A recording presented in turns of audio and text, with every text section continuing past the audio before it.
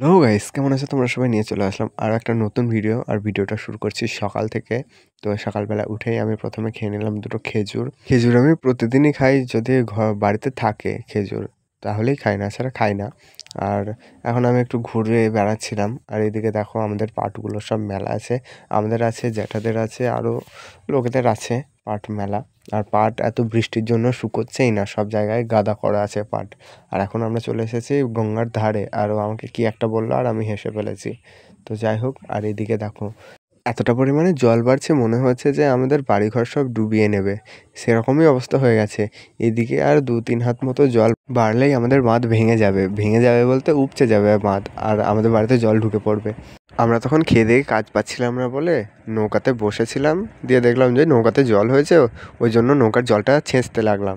আর গঙ্গার জলটা দেখতে এত সুন্দর লাগছিল কি বলবো। আর এখন আমি কাটছি ঘাস, আর ঘাস কাটতে কাটতে হয়ে গেছে আমার অবস্থা খারাপ গরমে।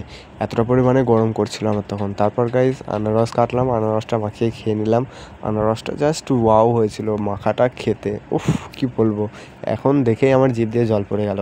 তো যাই হোক, আর এদিকে দেখো কত পরিমাণে বৃষ্টি লেগে গেছে।